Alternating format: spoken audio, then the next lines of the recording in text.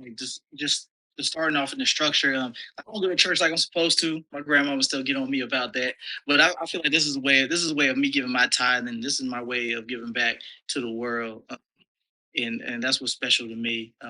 It's obviously we all have a a time span that we all have a family, kids, just extended professional lives. So it's an opportunity to give back and to do something good, and hopefully to spark to inspire spark in somebody to aspire to do more. Yeah.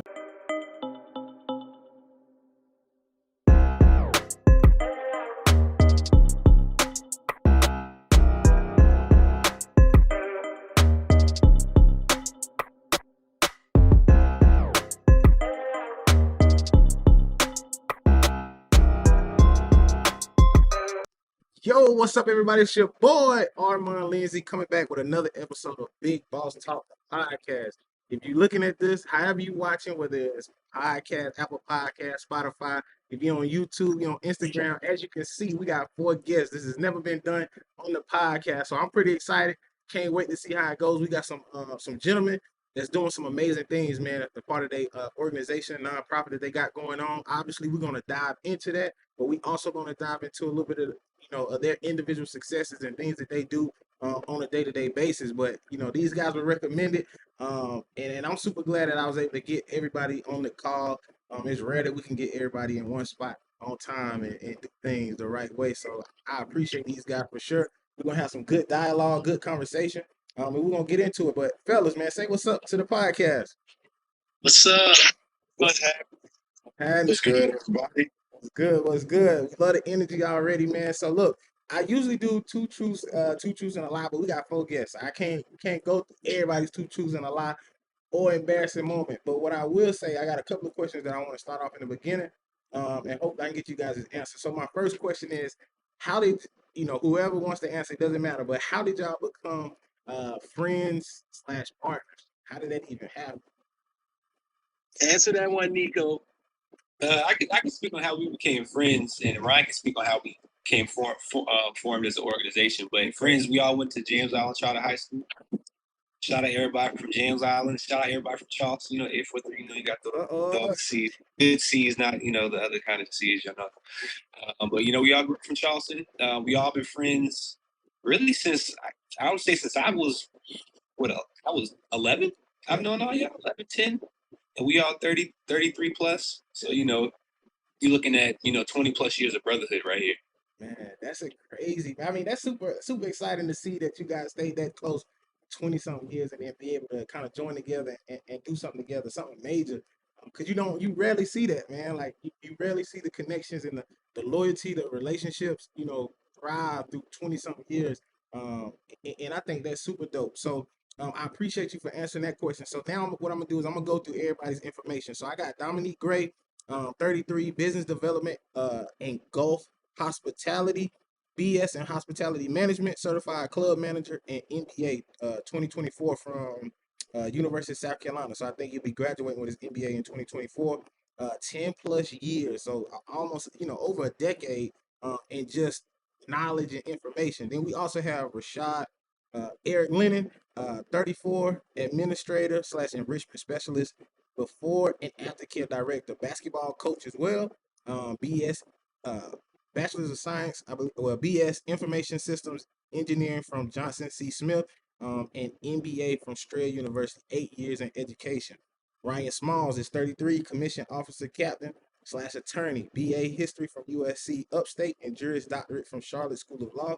5 years in law, 11 years in military. Man, thank you for your service. I appreciate it. AJ Harley, 35, 12-volt electronic product specialist, BS in business administration from the Citadel, 6 years running. So we got some, I mean, come on, man. We got some generals out over here, man. Decorated for sure.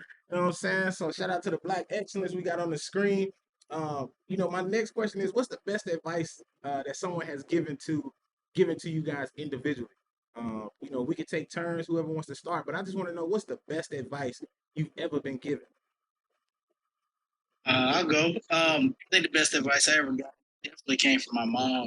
She always told me, whatever you want to do, don't let anybody deter you from doing that, not even me. So I've always kept that close to me, and I've used that in my times of adversity. Stay focused. You got it. Can you hear me? Yeah, I can hear you. Yeah. All right, cool.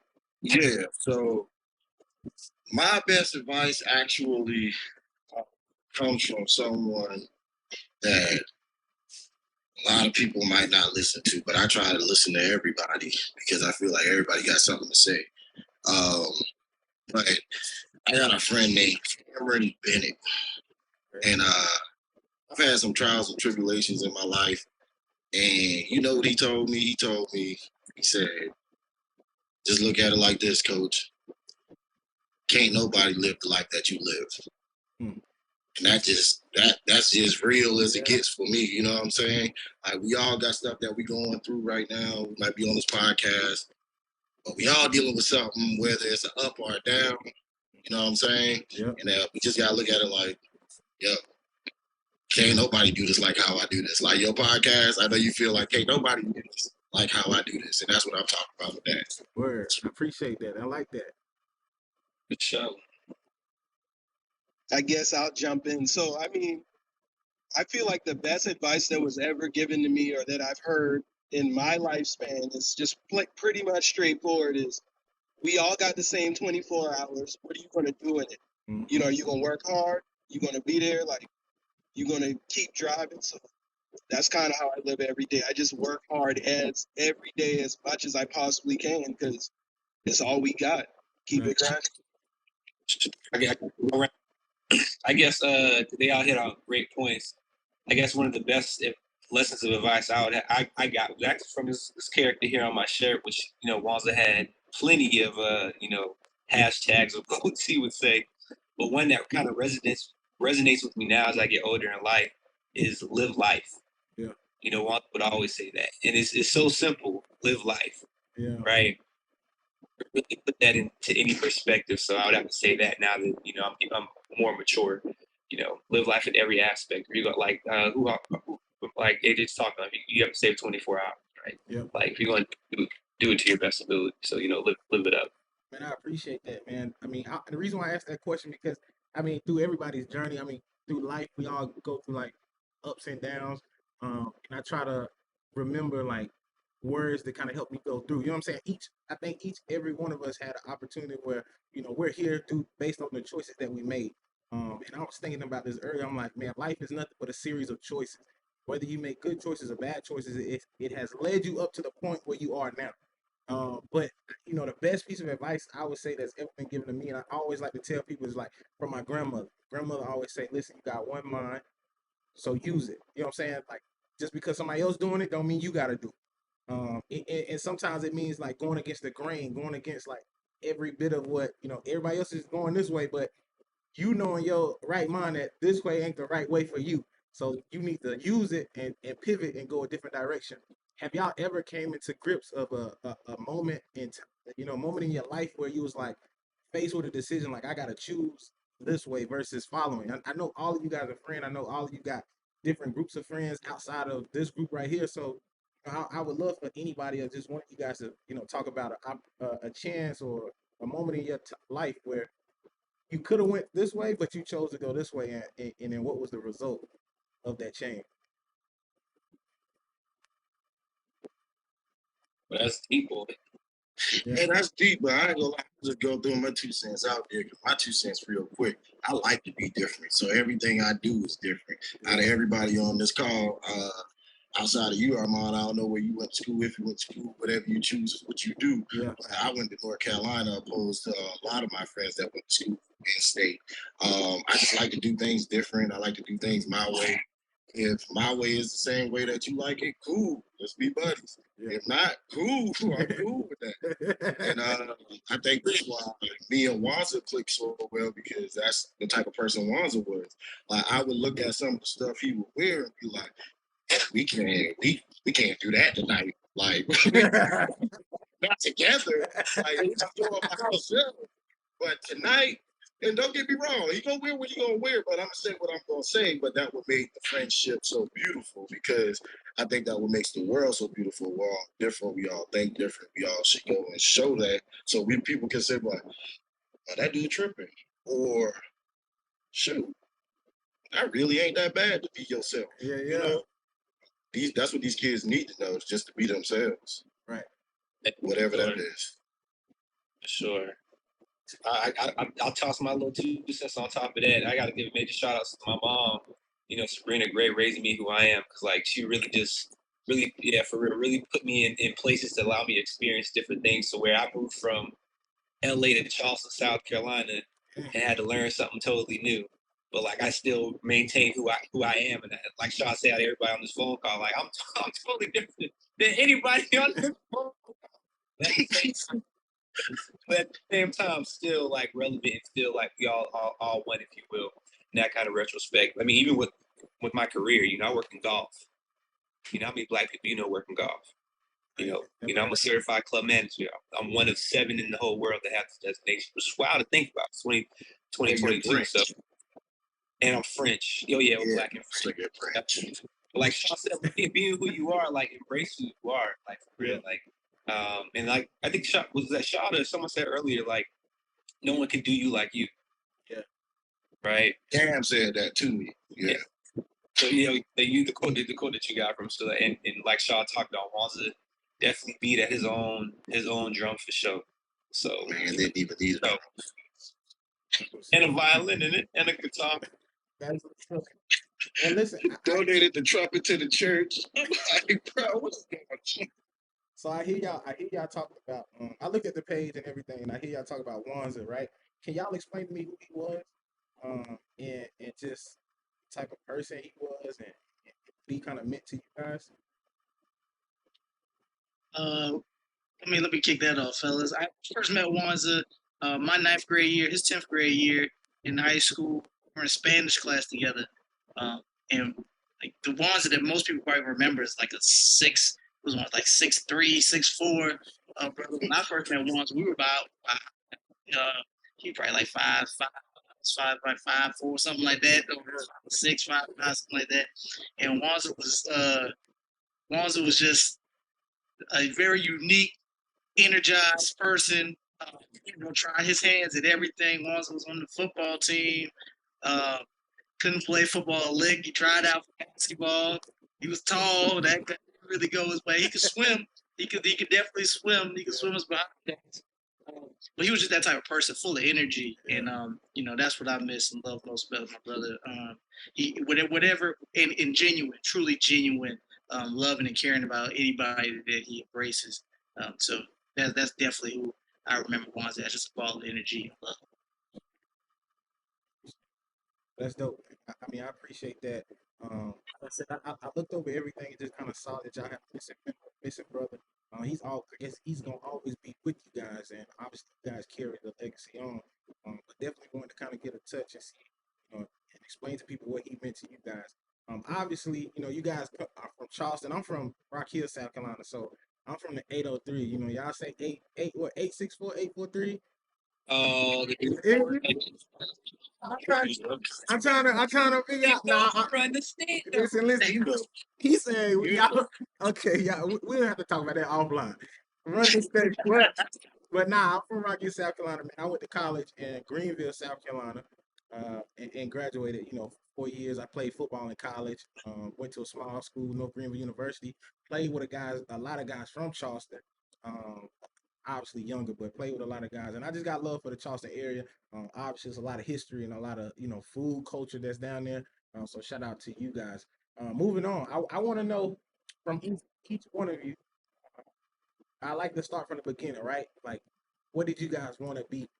See yourself as younger. Like, what did you want to be when you're growing up? Because I'm talking to a lot of kids, a lot of adults, even sometimes, and I think what we're coming to realize is that we have as much as control as we want to have, we don't have any control of our life. And I think we gotta be able to move with the punches, be able to adapt and change. But a lot of times when you have to adapt and maybe goals aren't hit, people get depressed. They feel like, what am I gonna do? Like, you get through that mindset of I gotta figure this thing out. What did y'all want to be growing up? And are you still on that path? And then if not, what kind of changed for you? And I want each one of you to be able to answer that question for me. Well, I will go first with that one. So growing up, I had always been like really passionate about music. Okay. I didn't know what I wanted to do with it, but I had been passionate about it. I was the band nerd, music guy. All my friends were like athletes or just in the in crowd. And I was like that. I used to hang with all the cool kids. Yeah. As I got to college, I got into business administration. I didn't really know what I wanted to do still once I got to school. Once I got out of college, got into banking, tried to find my way that route, got into sales, and then I fell into the job that I'm doing now, which is 12 on electronics, which is car, audio, lighting, video. Long story short, now that I'm here, I can't really see myself doing anything else. I get to like bring my love of music out through car audio, through video. I got some kids. My oldest daughter, she sings like a charm. So maybe I could push that energy off into her to kind of take it that way. But I'm happy where I am now. I kind of want to stay on that trajectory. But God has blessed me to get where I am. You just gonna move forward from here and keep it moving. That's dope. I'll go next, I guess. I have to say, first off, for the kids watching or the young students, the young minds, young professionals watching, we all up here, all five of us on this call right now, we all take it day by day. Your parents, day by day. Your grandparents, day by we all, everybody just trying to make it happen one day at a time. So you may think it's this grand master plan, or people got it laid out, and it's really not that simple at all when it comes to it. So in middle school, I took a class, a test. You take the barometer test. Well, what you're going to do? And I got stockbroker was the highest. I like math. They make money. Stock. Then I got older. I was like, yeah, I'm probably not going to be going that route. And all my friends, like AJ talked about, were athletes, and I'm the youngest one. And I'm really hospitable. I'm like, yes, I'll be a sports agent. All these guys got to do is make it to the league. And you're set up. I'm still waiting. Hopefully they kid, you know what I'm saying, my godkids, my nieces, my nephews, you know what I'm saying? It's gonna filter down to that. So, hopefully you said go track, hopefully that happens like that. But anyhow, I went to USC with a business, wanted to get a business degree. To change my major twice. So I had 3 different majors in undergrad, business, thinking very linear business. And I got into film because I wanted to, I didn't like math and stats like that. I got to school because I won a lot of awards doing that. Ended up finding hospitality just on the shit. Like I found country clubs. I thought it was club management. I'm thinking nightclubs because we've been throwing parties. Me, Shaw, Wanza, and some other friends throwing parties too. Since I was 15, they were 16, 17. And so I'm thinking nightclubs. I'm like, USC done messed up. Yeah. I'm in there. I'm in there like. Can I interject? Yeah. Huh? Can I interject for a second? What's up? We did not throw parties. We created experiences. Proceed. Speaking snaps to that. GYBU. If you know, you know. But I saw club management. Got in the club. Got in the class. We're talking about golf and white linen and all this stuff. I had no reality I didn't live. And I fell in love with it. I fell in love with the hospitality. I love being around the access and the money. And what I do now, I work corporately now. So I'm still allowed to. I'm able to have my passion of hospitality and working in the field, but now I get to work Monday through Friday like the rest of everybody else on this good call. Except for AJ, work like 6 days a week. But I used to do that, but I'm not no more. Thank God. 9 to 5 is sweet. I love it. That's how I kind of felt what I'm doing. I'm still on track. I don't know. I don't know what I'm going to do eventually, but I do want to stay, employed at my current employer, and continue to do great things there, and obviously do great things for the nonprofit. So that's my goal, and I'm on the good path for it. Let's go. Up. Who's next? Yep. Yeah, for the most part, I am doing what I wanted to do. In middle school, I was always good at history. I was a history major in college. I was always in honors history for the most part.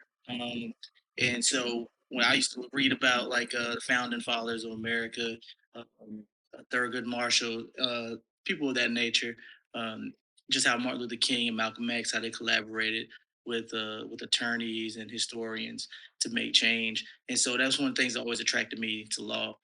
And so then I'm not gonna lie, there's some times in college where I was like, I don't know if I was gonna make the good journey all the way, but things worked out. Things worked out. So that did come to fruition. And then my dad was in the military. That kind of helped guide me into the reserves, and I got a long history of family members in the military. Okay. I'm currently in real estate school right now, so I do want to add that on to what I'm doing. My brother, he's really highly invested in real estate, so he's kind of guiding me as my one of my other part time endeavors. So I'm looking forward to expand on that too, and getting my entrepreneur bag with real estate. But for the most part, I am doing that, and I guess my advice for anybody out there is whatever you're good at, whatever you're interested in, just kind of hone in on that and kind of help use that to guide you, push you forward. For sure. Your mom, you said they wanted a doctor and a lawyer, right? Yeah, my mom. Hey. You let that piece out too, man. Look, it's already set in stone. Debunk all of that. So we definitely got that in. We definitely got that. Gotcha. As I go, I fall in the group with everybody else. Like, I'm still figuring it out.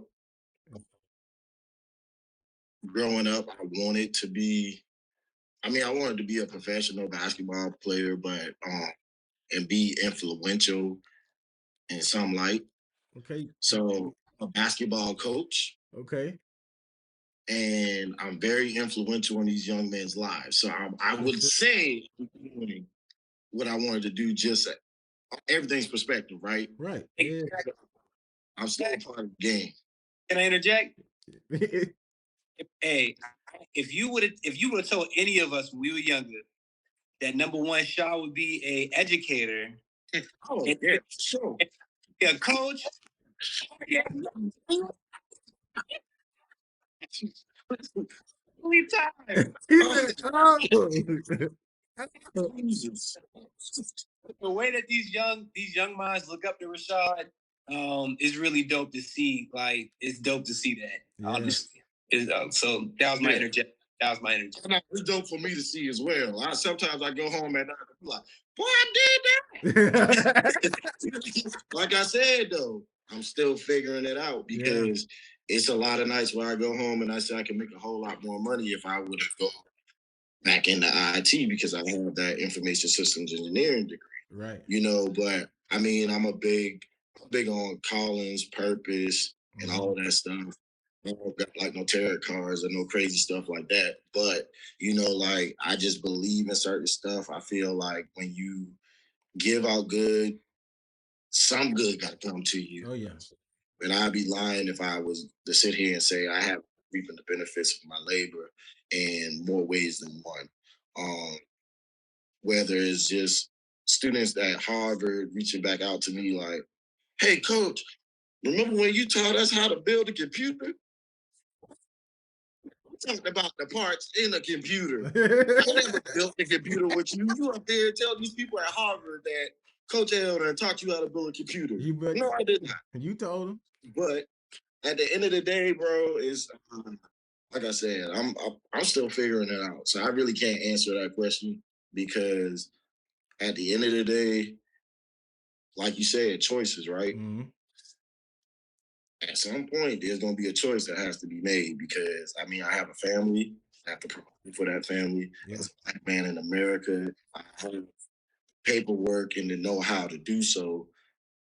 I just feel like I have to. But at the same time, I'm away from my calling or my purpose because I believe that I can achieve that within that arena or that space as well. Yeah. It's just hard for a Black man in that arena and space. Yeah. In America. I understand, man. Listen, I mean, I'm glad I got everybody's different perspective because it shows that I don't understand why, you know, even when I ask that question, like, what did you want to be growing up? To me, I still get upset that people I don't think an 18-year-old, 17-year-old should make that decision just yet.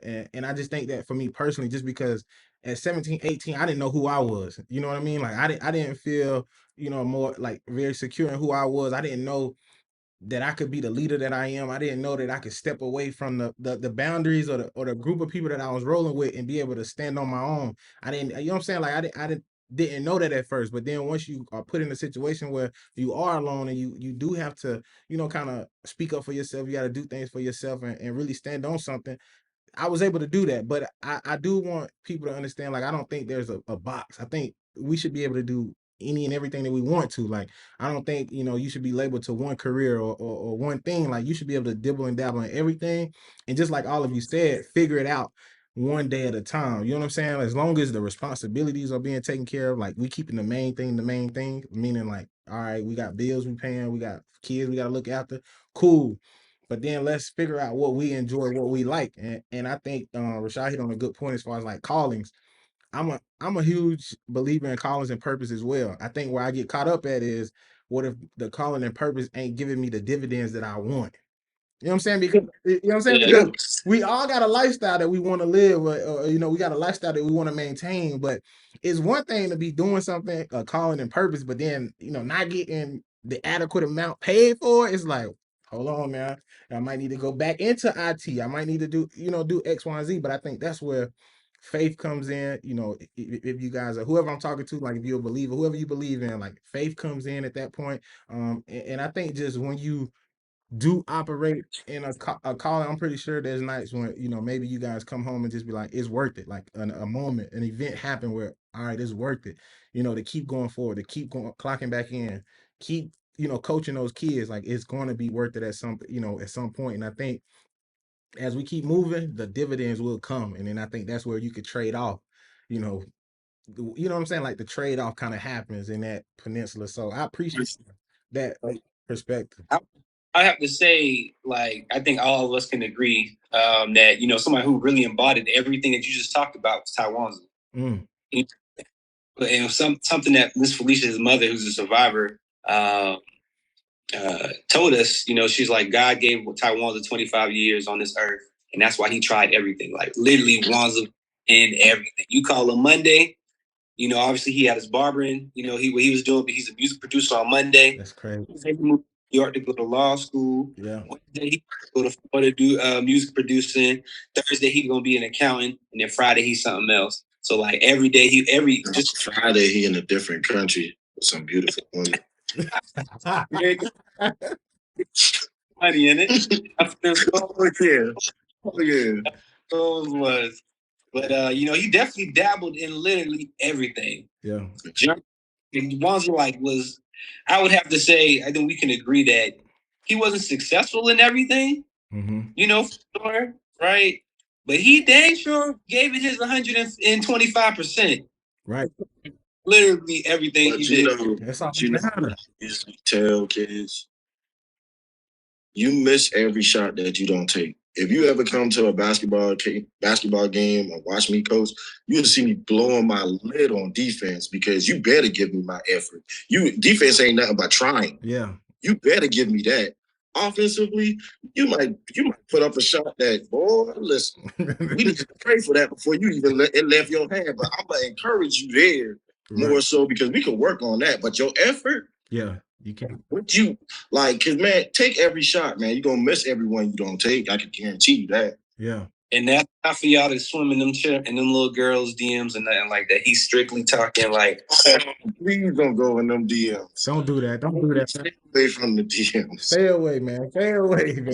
Listen, I appreciate that. Like, I think that's, for me, that's the whole purpose. Like everything that you guys mentioned, you talked about what Taiwan's represented. I think is the reason why, for me, I wanted to do a podcast like this. At first, I wanted it to be more or less like trauma based, as far as like growing up single parent home, talking about that, because it's a lot more of that out there, and I'm just trying to show people, hey, this doesn't define you. You know what I'm saying? You can come out of this. But then I was like, well, how do I keep this going? And I think for me, it was more, I need to talk to people in different careers that have different perspective on life, because we want to talk to everybody, all the kids and just young adults. We want to talk to them because they get ridiculed. Social media is a good and bad thing, but it's like, if you try something and maybe the kids that you associate with don't like it, they talk bad about you for doing this. it deter people away from their actual dreams and goals. And that's why I think when you put up multiple shots, when you do everything that you want to do, it can only lead to, success. Like, okay, you failed here, you just know you're not good at that. It's not meant for you. Hey man, You know what I mean? Like, there's plenty of people that we can say right now we've been to high school 10-year reunion with, and they're very, regretful of things they didn't try when they were young. yeah. I got to talk about. I mean, even myself, there's some things I regret. And granted, I look full life. Yeah. But I mean, there's still some things I wish I would have did. So like, go ahead and do it. Yeah. That's Be 10, 5 years past. What's the little commercial? You only sit down on the couch. You let time pass by. Go do it. Just Nike it out. Not to mention these days, literally these days are going much faster than when we were growing up. Bro, it was These days are zooming by. We about to be in 2023. We was just in 2020. I'm trying to just like they just started talking about COVID. Like, come on, bro. Hey, it's going by quick, man. Well, listen, we're gonna push the conversation forward, and we're gonna get to Race for Achievement. All right, that's why that's the baby that you guys are all a part of. The nonprofit that you guys are working on. He was showing me the pocket square wrong side. He was like, and he looked. He said, "Oh, it's on this side." But nah, so look, Race for Achievement, man. I want to ask, how did the idea come about? And anybody can answer that. So like you said, we're all friends. We all went to college. We all pledged frats. So while we were in college, one of the things that MPHC organizations in general that they harp on is community service, giving back to the community. And I know while I was at Upstate, one of the things that our chapter focused on was giving back to a local elementary school. One of our pro-fights worked there, and one of the things that sort of saw, but I didn't really truly experience in Charleston growing up, with just like the poverty that so many kids, especially kids of color, were growing up in at this particular school. It's not like that throughout the county in Spartanburg, but that particular school, it's a low income school, it's a Title X school. And so that's one of the things that really just sparked my mind, and just talking to them, hanging out with them at the Boys and Girls Club. Their kind of perception of the world and idea of the world was a lot different than mine growing up. So just trying to give children of different socioeconomically low income areas the opportunity to experience and to grow in different avenues in life. And so that's what Race for Achievement is all about, is uplifting them through education, through service, and just through commitment. Got you. I appreciate that. I love the idea. It almost seems like you guys got your own mini Boys and Girls Club. You know what I mean? Like, I've been a part of Boys and Girls Club. I know what they did for me. Like, when my mom couldn't come get me, you know what I'm saying, during the summer, like, she would just send me to Boys and Girls Club, and I learned a lot from the mentors and people that came through and just taught us, whether it was after school, whether it was in the summer. And I just really learned a lot. It was crazy is my wife now, her older brother used to mentor at the Boys and Girls Club. So I kind of knew him before I even knew her. And they just kind of rolled out that way that, we kind of went to the same high school and everything. And it just worked out seamlessly. But again, I learned a lot from those guys. And the people that came in there, really changed my life and taught me some things that will never leave. And so with Race for Achievement, like, I guess, what personally, what does being a part of this particular nonprofit means to each one of you? What do you guys bring? What does individually? What do you bring to the table that kind of helps make this an entirety as a whole? Just the starting off in the structure. I don't go to church like I'm supposed to. My grandma would still get on me about that, but I feel like this is a way of me giving my tithe, and this is my way of giving back to the world. And that's what's special to me.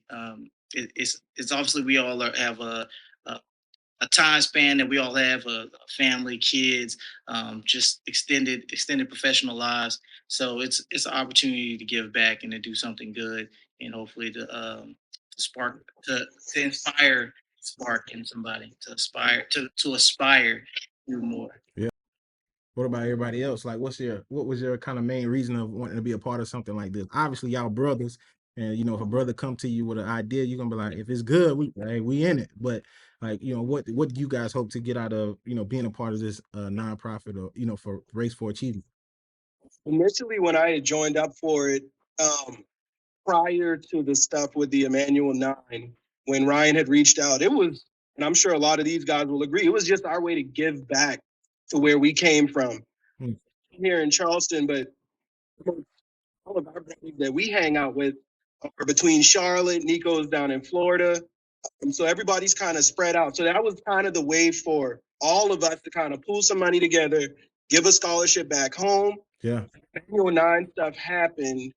It kind of allowed us to flip our perspective, which for us actually was a catalyst to help it grow and go to the level that it is now. We're just kind of utilizing that to move forward and take it to the next level. But just giving back, I can honestly say that all of us are blessed right now. We're all doing well as young Black men. We kind of use each other for inspiration. Like, I look up to every guy that's on the screen right now. Yeah. Goal to kind of use each other as motivation as we all grow and continue to try to pass this stuff down to our kids and future generations behind us. So that's just kind of how I see it. Gotcha. And I guess you could tell. Go ahead, buddy. Yep. No, I was just about to say pretty much the same thing as everybody else. I'm just going to do a little shameless plug here. I'm also an entrepreneur, so follow at Shop With Our Own on Instagram, at Shop With Our Own. Yeah, and the reason why I say that is because this nonprofit is exactly what our own message is, which is we are the resources. We don't need to look to anybody else for the resources. Right. We have everything that we need, not only on this call, we have everything that we need within our community. We just got to understand that we got to come together and be the resources for each other in order to come on platforms like this to try to ensure that kids understand these different routes. You got a lawyer, you got hospitality, you got a guy in audio engineering, and you got an admin for a school in which I'm still trying to figure out how they let me be an admin for somebody's school when all the things that I did. So for all of the young people that's listening, it's never too late for you to be successful. Yeah. You know what I'm saying? Because a lot of people, man, a lot of these dudes done seen me in action in school where I was a teacher's worst nightmare. And then now, 8 years into the game, where people coming to me like, yeah, man, the way you can command a room, they don't understand that it ain't got nothing to do with education. That's just my spirit. Yeah. You feel me? Yeah. Demand respect because I'm going to provide respect. I'm going to call you yes, ma'am. No, sir, whether you're an adult or a child, because you deserve that. You're a person. Right. And I think that's where it all comes down from all of us, which we're human. We have hearts, and we've always had hearts, and we always wanted to give back. And when we got in a position to be able to do so, Ryon came up with an idea that he had as a baby from in college, if I'm not mistaken, and he presented it to us. And now we're doing what we need to do with it, which is help pave the future for the youth. Because some of these kids, especially on this AAU basketball team, Race for Achievement Scholars, if you could donate to Race for Achievement Scholars, please do. Because, man, the experiences that they're receiving from this nonprofit, in which, if you know anything about AAU basketball, we talking thousands of dollars. Yeah, that's why I couldn't play. $250 for you to come and play, and we give you an experience that you're not going to get anywhere else. You're not going to go to different colleges and have members of Kappa Alpha Psi take you around campus, get you in buildings so you can see what type of classrooms you would be in, get you in spaces that you wouldn't necessarily ever get into, have your own personal tour guide and Ryon Smalls, who we heard all of the accolades that he has when we go to USC Upstate and we tour that school. Like, you have all of these resources. We have all of these resources. So they have all of these resources, which doesn't that just make for some amazing Thanksgiving? Yeah. Yeah. I love it. Man, I'll round it out. I mean, for me, I was just like everybody stated, I always wanted to give back to the community in some form or fashion. I ain't gonna lie to you. When they presented to me, I'm like, I kind of know what these Negroes are about. Doing business with your friends. Yeah. It can be a stressor. Gotcha. I want to put it out there. It could be a stressor, but good thing for us, we're brothers. We be mad at each other, but we still love each other at the end of the day. So at the end of the day, for me, it's really about, like AJ talked about, when we lost those 9 lives and those 3 other individuals survived. For me, it was all about, how can we keep Taiwan's legacy alive? For me personally, which all these gentlemen probably they all agree, I want a scholarship from every high school in Charleston County that's a Taiwan Sandler scholarship. I want everybody in Charleston County to know who this gentleman was. Yeah. So for me, everything I do personally for it, though we're giving back to the community, these young minds, for me, is giving back to Taiwan, honestly. And so I be able to keep the torch going. I know if any of us that passed would have passed, if he was to live, he'd do the same thing for us, probably 5 times over.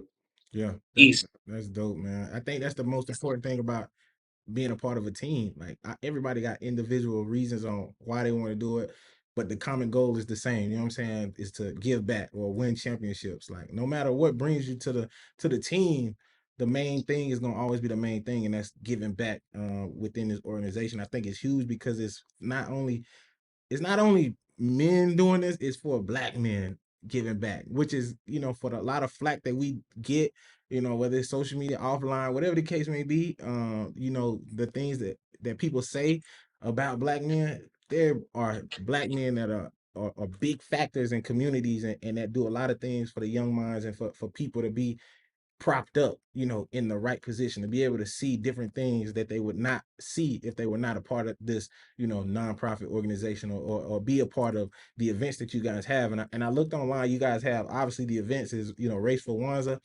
programs. You got the Carnegie program, the Du Bois program, Scholars, AAU basketball team, Feeding Our Neighbors, Kids, First Book bag drive. How hard is it for you guys to get together and put these events on? Because I know everybody's living in different places, but do y'all do these annually? How are these events done? And then how hard is it to kind of get everybody on the same train and get that event running?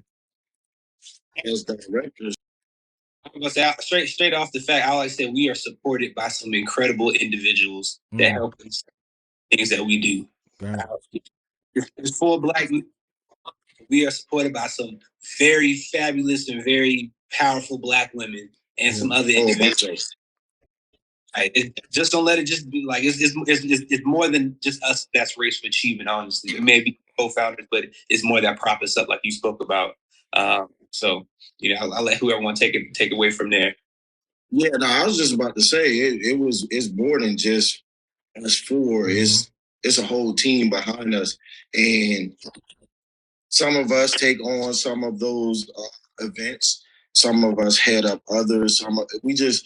Essentially, it's just all of us taking our strengths and bringing it to the table to provide these different programs that we have. I love it. So this educational piece, right? There's a lot of people that may want to do something that like Race for Achievements, right? Start a nonprofit, start something like this.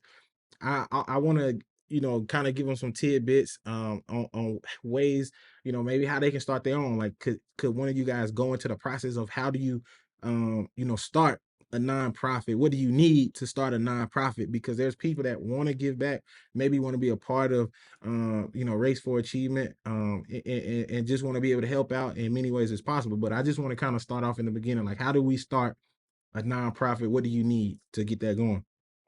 A good lawyer, Mr. Smalls, Esquire. So you need a purpose. I'm a captain. I'm gonna need a purpose. The first time I got to use that.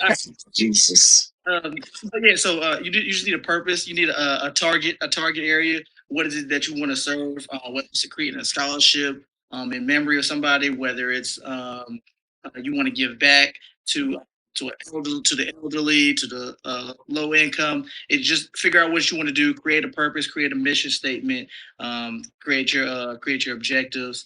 And then from there, you decide who you want to serve on your board. Is it going to just be you and you doing your own thing, or do you want to bring people into the fold? And what kind of people you want to bring into the fold? What's the purpose of bringing them into the fold? What good can they do? What ideas can they bring? And then from there, you want to create your bylaws. Your bylaws is basically just your rules for the board, how the board operates from beginning to end. You got to have a meeting once a year. You need to have a bank account. You how are people brought on the board? How are people dismissed from the board? How are meetings? Just the basic rules and operations of the board.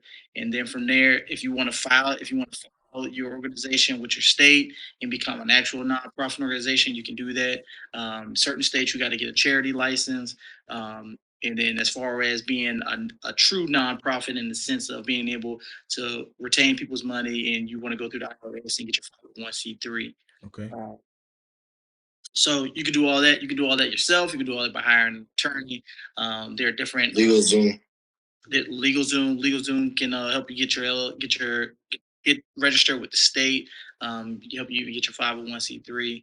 And then from there, you just want to get in action. You want to figure out what area you want to operate in, what city, what town. You collaborate with bigger organizations. So one of the things we do with like Feeding Our Neighbors, we don't directly collab with the homeless shelters, but we do service them. And the way we service them is by setting up shop right out on the sidewalk on North Tryon. And there is in between the two major homeless shelters in the city. Okay. And we usually go and speak with them the day of and say, hey, or the day before and say, hey, we're going to be doing this. Is it okay if we can pass out whatever resource we give? It usually is food and clothes. And they're usually always open to it because the more the better. So that's just an example. Certain things like the race, if you're trying to have like a big event where you can bring out people from the community, you got to take into account insurance. You got to take into account getting the actual map of the race registered with the city. You got to take into account the vendors. It's just multiple moving parts. So just give yourself time, and as long as you coordinate, you operate, and you reach out for help when you need help, I don't think anybody will start. Got you. I think that's huge. Some flowers right quick. Yeah. Man, I'm gonna give. I know you don't want them right now, but Nico, I'm gonna give you some flowers for heading up that race. The race is amazing. It has grown each year. It's been bigger and bigger. Going through the headache of all of that and heading that up from Florida, wherever else this dude might be working at next. It's just been a joy to be a part of it and be under your leadership for the race. So hats off to you, brother. I appreciate you, man. Appreciate you. You could have did it off camera. I appreciate you.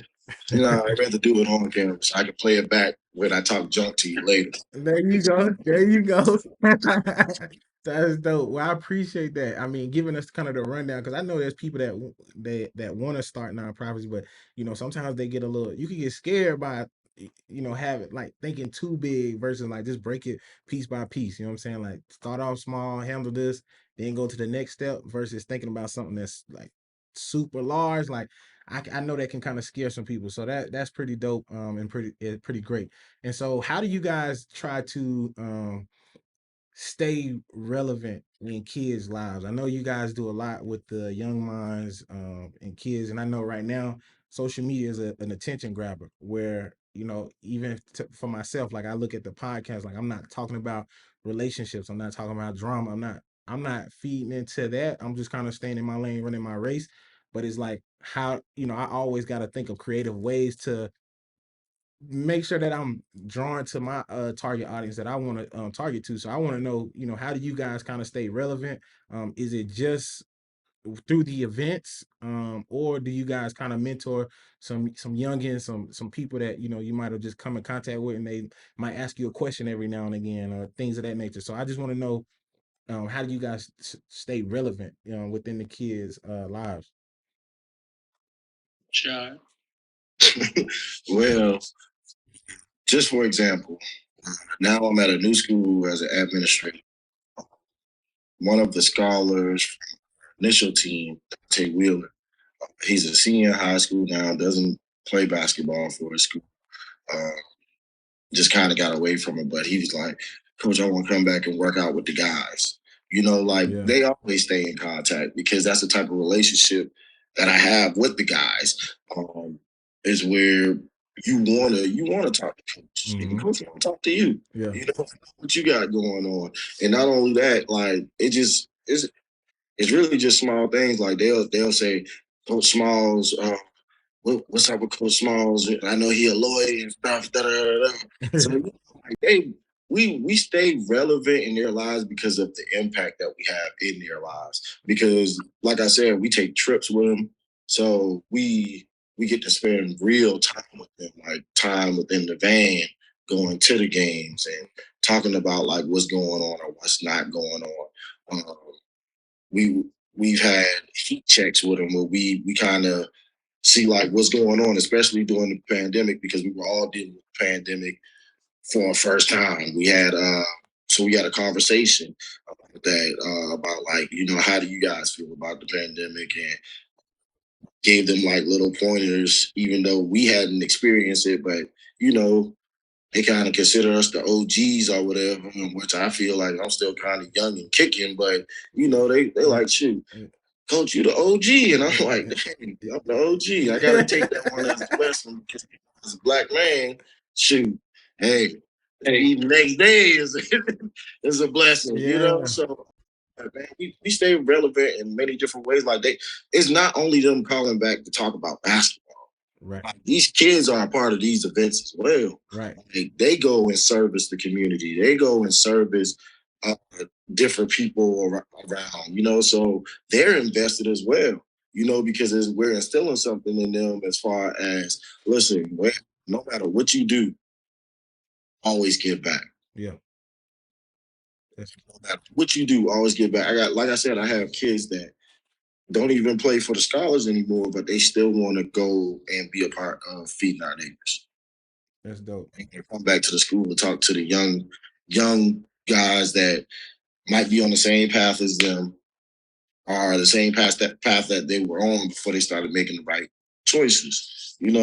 So it's gonna be relevant because the time and the commitment is there from everybody. And the only reason why I'm able to build and sustain these relationships is because of work that these guys are doing on the back end, whether it's the bank accounts, the paperwork for the nonprofit, because even with, for the AAU team, because with that, you need insurance. Yep. If you want to put on your own AAU tournament, you need insurance. All of these different moving parts, man. That's why it goes back to like what I said earlier, man. We all bringing our strengths to the table, and it's just making a really big impact. And not only that, those women that we have behind us that's ensuring a lot of these things are getting done as well. Yeah.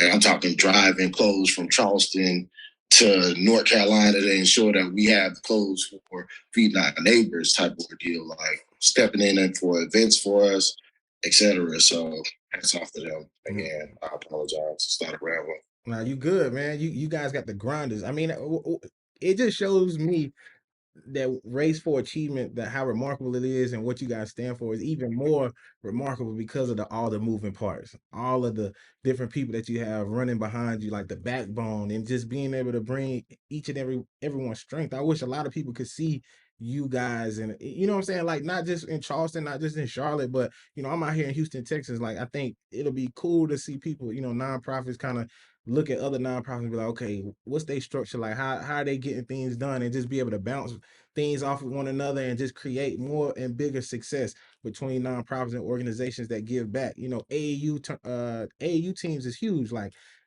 I'll never forget. Like that was one of the reasons why I couldn't play is because of the money. Like my mom ain't have $500, $800 to give for me to go play basketball, especially when I wasn't like, I'm not John Morant. I was all right.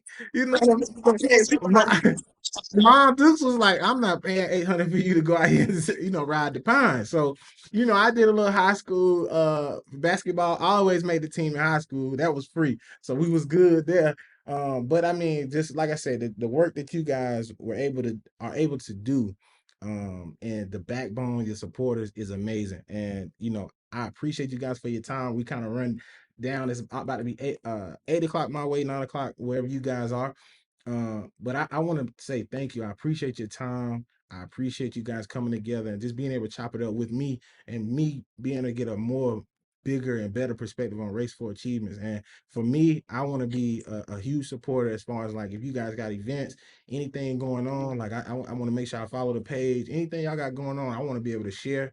I want to be able to kind of tap in and just see what you guys are doing. And I don't want this to be transactional. You know what I mean? Like if there's anything that I can do, any way that I can help, I'm down for it. Whatever the case may be. I will ask, and this is how we'll close it. I'll close it like this. I'll ask the question, but I want you guys, I know some of you guys have followed the page. Hopefully I followed you guys back. If y'all can send me a recommendation of who I should get on the podcast next. That's always how we keep the podcast going. So if you guys can just send me 1 to 2 recommendations of who you guys think I should get on the podcast, just shoot them in my DMs. I'm gonna reach out to them. As long as y'all can just say, hey, we just sat down with this guy Armand on Big Boss Talk. Great dude, or whatever the case y'all want to say, just a warm handoff will help. But where do you guys see Race for Achievements in 5 years? As a organization and nonprofit, like I want to like the dream. I want to know the dream, like the max of where y'all think y'all will be in 5 years, or where y'all want to be in 5 years. Shit, that'll be 13 years in the game. Me personally, for me, I want to see the race, which is April 15th, 2023. All you gotta do is type in Race for Wanza. Okay. Any browser Google's gonna show up, But for me personally, I want the race to be double what the size is now. Every year we grow substantially. And so I can only imagine, we were year 8 coming up now, it was not like this 5 years ago. It sure wasn't like this the first year. So I see where it goes and how many more scholarships we're going to be able to give out. Personally, for me, that's why I look forward to seeing happen for us. And hopefully more volunteers. Definitely more volunteers. Though we do have a strong support system, to operate a nonprofit. None of us are paid. Yeah. None of us are paid. Me and Ryan. Ryan has a wife. These 2 individuals, Rashaad and AJ, they both have 2 kids. So not only are they juggling the mental of being a Black male in America, being the backbone of a family or of a relationship, we doing this for the love of what we like to do. So, we just like to see. I would like to see more volunteers to support us. Definitely more Black people at the race. My bad for going on a tangent. We have a lot of allies in the community. It's hard to get them Black people out there racing, boy. You talking 5Ks now, man. Hey, listen, you get donuts though. Man, hey, now I hope the race it's gonna triple, quadruple, but Black people equal 100 times. Look, yeah. If we get a small percentage of the Black population of Charleston to come out, or start climbing in general. Yeah. Tangent on it. So those are my 3 things I want to see in 5. That's dope. Just aside, I'm gonna just throw my little, because my thing is in 5 years, I expect it to just be massive. So I'm gonna just leave that at that. Yeah. I'm gonna piggyback off of what Nico just said, because it's on my spirit. I'm gonna say it. Yep. All right. So when it all went down, everybody was Charleston strong. All of this stuff, all of these people that were bonds of friends, and I'm not trying to say that they won't. All I'm saying is I spent a lot of time with them, and I ain't seen them. But they posting all of this stuff on social media and all that stuff. That's why when you said that stuff about social media earlier, the social media is one heck of a drug. Oh yeah. And people go there for attention and all this stuff. And I think to use something like the Emmanuel 9 as an attention grabber, or even for someone to say, because there's people that really are his friends that really I've never seen them actually attend or support, never seen their names. But this is my thing. And like he said, we ain't getting paid for this. Right. This is for our future, our youth. Mm-hmm. And in the name of someone that you said was X, Y, or Z to you. Yeah. I like it. Speaking real. Come on, man. Speaking real. And we got and it messes me up mentally since we write. And let me tell you why. Because we all know the situation. We all know what happened. We all know the race, racial background between it. Like he said, we have more white supporters. That's crazy. In the city where it happened. That's crazy. I'm gonna leave. That's my time. I'm gonna leave that right there. And in order to win the scholarship, you got to be a minority. So the people that's really 85% supporting the actual event can't even win it for their youth. Like I can see if it's like, it definitely can go to anybody, but now really it's just going to minorities. But definitely shout out to all our supporters regardless. But that's just the real of the real. Yeah. Well, so don't say it's a 5K. You can sponsor the kid. You can sponsor the kid to go. All right. We going on. And that's it with love. That's a bit. I go with executive directed and get us back on board. No. I like that. I mean, you got to be honest. You know what I mean? Like, if you're not seeing the results that you want to see, you got to call it out. You know what I mean? Like, never let it go uncalled out, because at the end of the day, like, y'all doing this not for the, and it's cool. I want everybody to, you guys want everybody to come out and support, but in reality, we trying to, it's for our people. You know what I'm saying? Like, just, come out, support, be a part of, especially when you guys, like you say, you got people on Facebook, social media, yelling whoop-de-whoop and all that good stuff. I've seen it personally. It not with just race, not for that event, but just, we deal with it personally. People die, you don't hear from them no more and things of that nature, and like whoop-de-whoop. But yeah, so I appreciate you calling that out, and hopefully we get some people that listen and they understand, like, hey, this is how you can help. This is what you can do, and kind of help out. So that's what's up. Anybody else up for the 5-year plan? And make sure you hashtag the Cash App so they can donate. Yeah. send me the Yeah. 5 years from now, just sustainable growth. Just sustainable growth in all our endeavors. Yeah. Love it. No need to reiterate what they already said. Yeah. We pretty much put it in a nutshell. Okay. Appreciate it. Well, listen, this is what we're gonna do, man. I again, I'm gonna let you guys go. I appreciate you guys so much. It's been great chopping it up with you guys in Race for Achievement and getting to understand the vision, the goal, the mindset behind some of the co-founders, and obviously you got the support team in the back. So shout out to those people that kind of help you guys get this thing running with all the programs and all the events that you guys have. I hope they continue to have success. I hope they quadruple. If you can go, I don't even know what's higher than quadruple, but I hope it goes to the max for you guys, and I know it's gonna come. Again, like I said, if there's anything I can do to help, I want to help for sure. And then you said April the 15th. Is that what you said? Also, South Carolina, you know what I'm saying? All you can eat donuts if you just walk the way. Who don't like Krispy Kreme donuts, bro? Everybody, as long as they hot and ready. Hot and ready. You know what I mean? Hot and ready. It is some weirdos that prefer Dunkin' Donuts, but it is weird, but cool, man. I'm a if anybody, one of you guys can just give me the information as far as like I got the website already. The Cash App would be good because I can put it in the podcast. That way they can link it. It'll be on YouTube. It'll be on Spotify. So whoever listens, watches. $ R4A donations.